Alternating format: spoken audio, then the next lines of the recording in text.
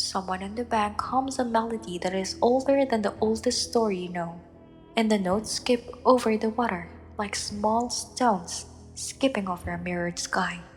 When darkness comes, heat becomes a memory the body still feels but can't forgive.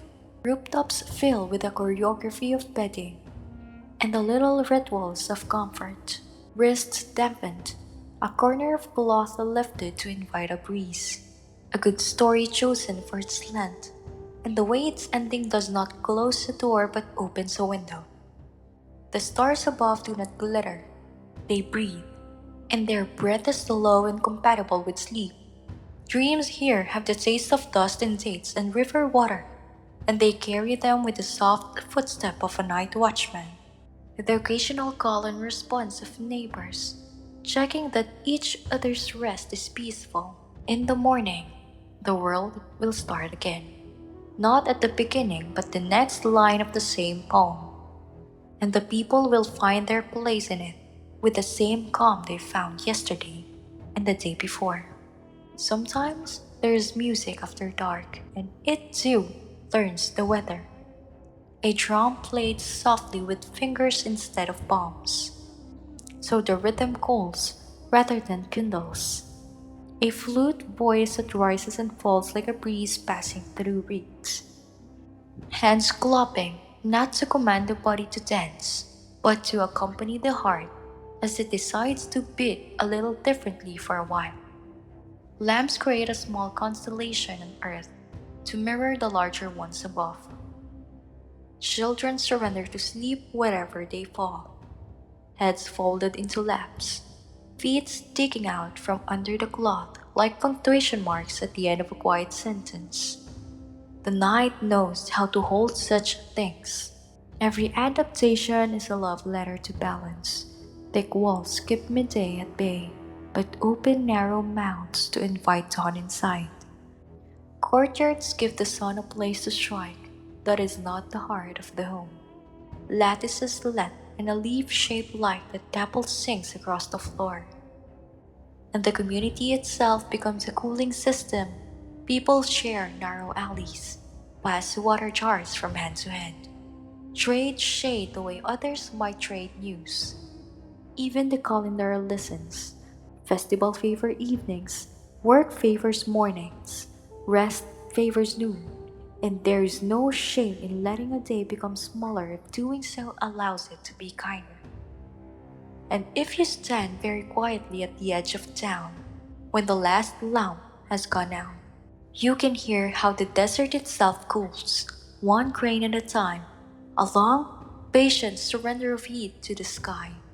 The dunes exhale a warmth you can feel at ankle height, like the breath of sleeping animals. And then a little less, then a little less again. Far off, a jackal writes his name in the air and erases it before anyone could read it. The moon is not the lamp here. It is a companion, and its company is enough. You feel your own edges soften, your thoughts lengthen into the same slow lines the river carves in silt. You do not think of tomorrow as a task but as a time. When the sun returns, as it always does, it will find you already in conversation with it, not as a challenger, but as a student, ready to listen again to the lesson it has taught for thousands of years. Move slowly, share shade, keep water, and let the day be what it is. By morning, hands will find familiar work. The first sweep of a courtyard, sending yesterday's dust back to the road from which it came. The careful unrolling of a mat to wake it from its night shape into its day shape. The quiet accounting of water jars. This one's for drinking, this one's for cooking, and this one for neighborly need that may announce itself without knocking. A woman will run her palm over a wall to ask it how it's left, and the wall will answer with coolness enough to sustain breakfast calm.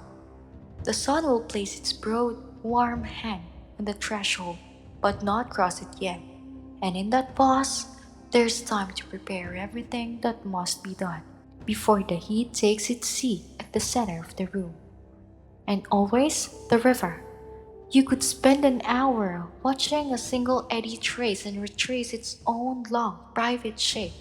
And when you look up, the boats have changed places. And the light on the water has become a different country. The river wears the heat differently from the land. It receives it and returns only shimmer, not anger. People gather at its edge to drink, to sew cloth, to ask quiet questions of their reflections. When the sun climbs, the river's face squints.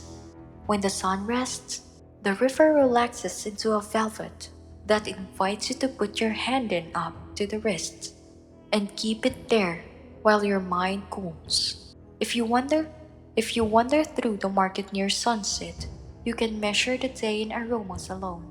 The cumin, that was a whisper at noon, has become a speech at dusk.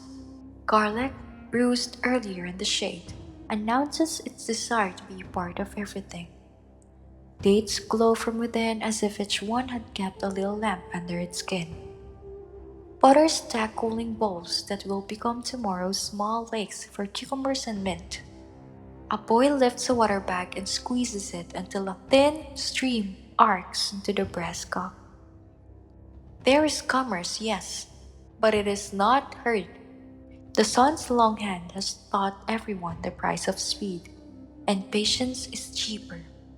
The last light collects in doorways, and people collect with it. Stories return to their starting places. Someone remembers a year when the figs were so sweet that the bees forgot how to sting. Someone else remembers a summer so hard that laughter had to be watered like a plant. And together, they built a narrow bridge from then to now, so that crossing from one day to the next never feels like stepping into emptiness. The heat, listening, learns to be a kinder guest in return. It loosens its grip on foreheads. It lets fabric lift more easily from damp skin. It resigns its claim on breath and allows the chest to rise and fall without salt. And in the deepest part of night, when even the river dreams and the reeds still themselves, there is a silence so complete you could wrap it around your shoulders and wear it.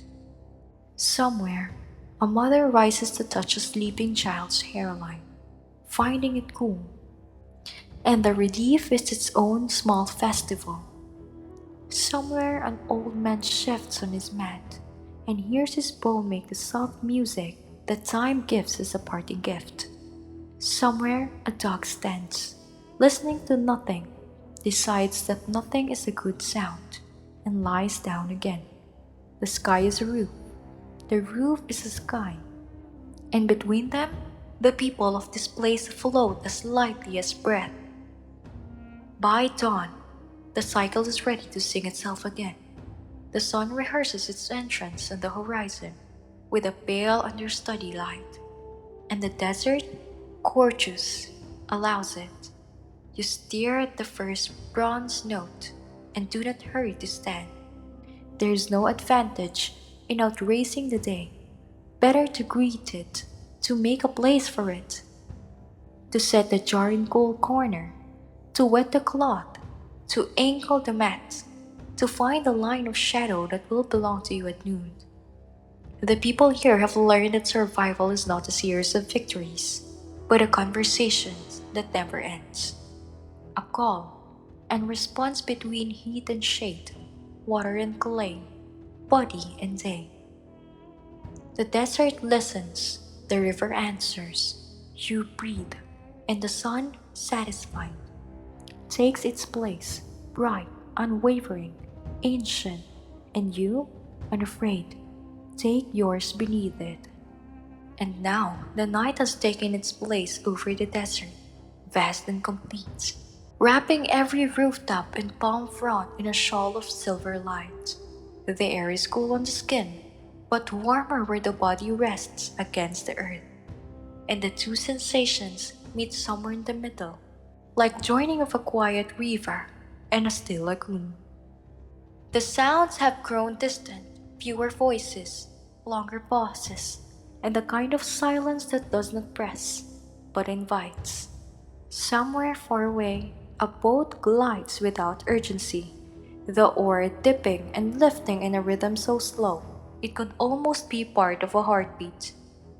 A dog sighs, the reeds whisper, and the moon keeps it steady, watching over the sleeping homes. The last lamps burn low, and the stories of the day have found their ending places. Walls hold their coolness and readiness for tomorrow. Jars stand full in the corners, like patient guardians, and mats lie smooth beneath the weight of those already dreaming.